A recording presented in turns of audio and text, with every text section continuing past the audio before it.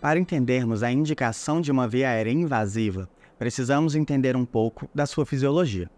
A função do sistema respiratório é conduzir o oxigênio até os pulmões, permitir que ele chegue aos alvéolos para a realização de troca gasosa, e esse gás precisa ser transportado aos tecidos pela bomba cardíaca, o que exige uma boa perfusão pulmonar e um bom sistema cardiovascular. Os tecidos também precisam ser capazes de realizar a troca entre oxigênio e gás carbônico. Isso tudo pode parecer óbvio, mas o importante aqui é entender que nem sempre a indicação de intubação vai ser um problema necessariamente respiratório. Ele pode estar associado a outros sistemas que impedem o funcionamento da fisiologia adequada para o fornecimento de oxigênio para as nossas células. Quando isso acontece, o nosso paciente vai demonstrar alguns sintomas, sendo os principais a taquicardia ou a bradicardia, algumas arritmias, taquipneia, dispneia, que é a sensação que ele vai te contar, ou a cianose. Ele também pode apresentar algumas alterações do estado mental. A oximetria de pulso pode nos indicar de forma simples e rápida o estado de oxigenação deste doente. Porém, lembre-se que o padrão ouro para monitorização da oxigenação é a gasometria arterial e ela deve ser sempre solicitada quando estiver disponível. Tomar a decisão por uma via aérea invasiva nem sempre é fácil. Estamos diante de situações críticas que podem ter um impacto importante no desfecho do paciente.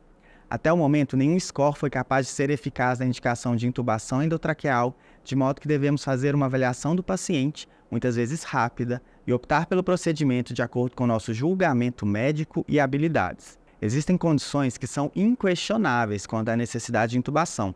Um exemplo clássico vai ser o paciente com Glasgow menor que 9. Nesse caso, o paciente não é capaz de proteger as vias aéreas. Apesar disso, nem sempre vamos ter pacientes assim. Existem pacientes limítrofes e a dúvida pode ocorrer mesmo em médicos experientes. Para isso, o UpToDate recomenda uma avaliação com base em 3 perguntas. A primeira pergunta seria: a proteção das vias aéreas está sob risco? O nível de consciência necessário para manter o tônus das vias aéreas é o mesmo necessário para a manutenção de reflexos protetivos que previnem a aspiração de fluidos orais ou gastrointestinais. A aspiração pode resultar em pneumonite, pneumonia e causar um prolongamento da ventilação mecânica. É importante observar que o reflexo de vômito não está relacionado à proteção de vias aéreas e não vai ser utilizado como base para isso. A habilidade de fala ou de engolir secreções, por outro lado, pode ser um marcador confiável de que seu paciente protege as vias aéreas. Em caso de paciente que não está alerta, o Glasgow é um marcador útil e confiável para predizer se a via aérea está patente. Mas não esqueça que manobras simples, como o posicionamento correto no leito, a elevação do mento ou a subluxação da mandíbula, podem abrir as vias aéreas superiores e auxiliar na ventilação, seja essa espontânea ou não. A segunda pergunta a ser feita é a seguinte: a oxigenação ou a ventilação mostra sinais de falência? Os tecidos vão necessitar de oxigênio para a respiração celular. Ainda que o metabolismo anaeróbio possa auxiliar as nossas demandas metabólicas, a maior parte dos tecidos especializados, como o cardiológico, neurológico, necessita de oxigênio para o seu metabolismo normal, evitando assim a lesão celular. A avaliação da oxigenação por oximetria de pulso é um parâmetro confiável e pode ser utilizada no contexto da emergência. Por outro lado, a depuração do gás carbônico necessita de incursões respiratórias eficazes e pode ser avaliada somente através da gasometria sanguínea.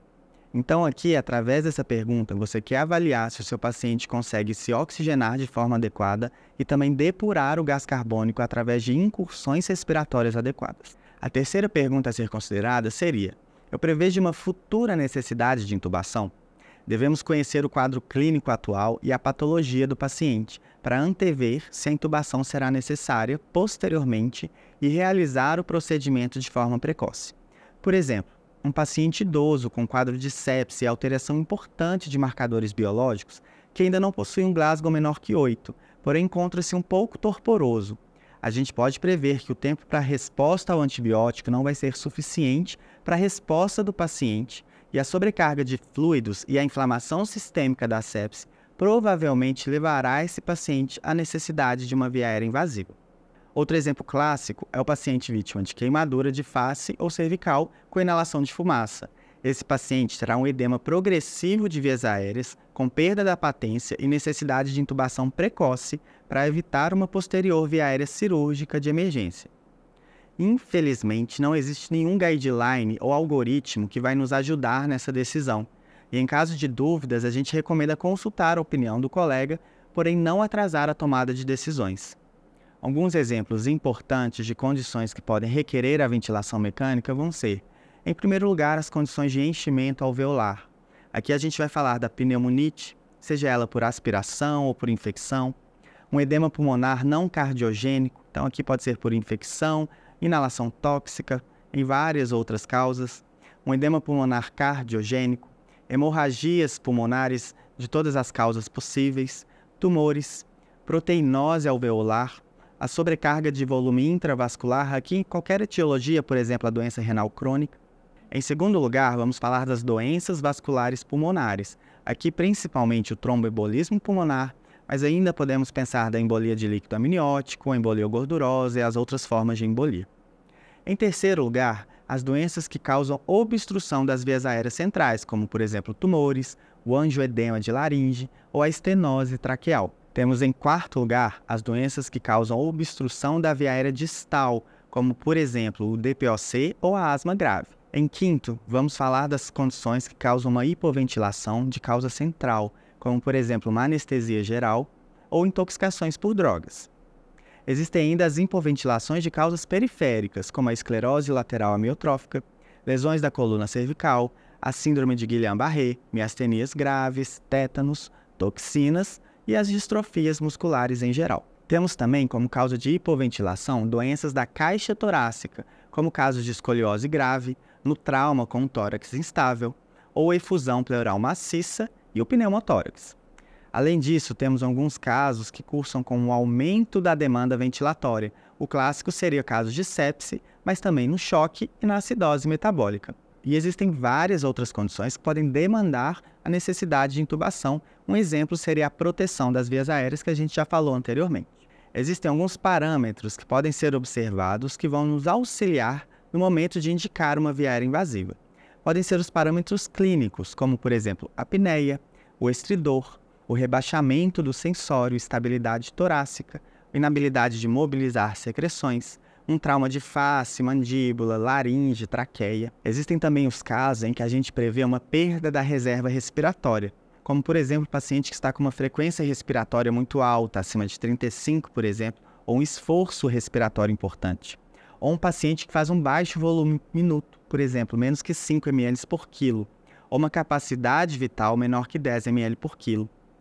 A gente também pode usar alguns parâmetros como uma força inspiratória negativa menor, um aumento importante da pressão de CO2, ou seja, o paciente não é capaz de trocar o CO2 porque está retendo. Temos também alguns casos de hipoxemia refratária, e aqui não vai importar a causa da hipoxemia, e sim que você já instaurou tratamentos e mesmo assim o seu paciente não respondeu. O que a gente mais usa é o gradiente artério-alveolar com FiO2 a 100%, acima de 450, indicando uma SARA grave. Existem outros parâmetros, mas são menos comuns. Através desses indicadores, é possível perceber algumas alterações que tornam o metabolismo e a fisiologia do paciente mais complexos e dificultam o processo de manejo das vias aéreas. Pacientes que não toleram a apneia são mais susceptíveis à insuficiência respiratória e deterioração clínica. Isso pode ocorrer por uma redução da capacidade funcional, como nos casos de obesidade e gestação, e esses pacientes a gente tem que ficar muito atento. Pode ocorrer também no aumento do consumo de oxigênio, como no caso da sepse, ou pacientes hipoxêmicos refratários por uma doença estrutural, como por exemplo o TEP. A gente ainda vai ter pacientes com risco de colapso circulatório, com dificuldade de troca e oxigenação. Esses pacientes podem ser aqueles com choque, nas diversas etiologias de choque, e, por exemplo, o paciente com pneumotórax. E aí, para isso, a gente tem um mnemônico que chama CRASH. O C vai ser de consumption, ou seja, o aumento nas demandas de oxigênio. O R vai ser de right ventricular failure, ou seja, na insuficiência cardíaca direita, que vai estar muito associado, por exemplo, ao TEP. O A vai ser de acidose, uma condição que aumenta a necessidade respiratória. O S de saturação, ou seja, pacientes com risco de dessaturação e hipoxemia. E o H de hipotensão ou choque circulatório. Fique atento a estes pacientes, porque além do risco de deterioração clínica e necessidade de via aérea invasiva, eles também podem resultar em dificuldades na realização do procedimento. Mas é importante ressaltar que, independentemente da indicação, a intubação e instauração de ventilação mecânica, quando indicada, deve ser feita de forma precoce, uma vez que postergar pode aumentar a mortalidade dos pacientes.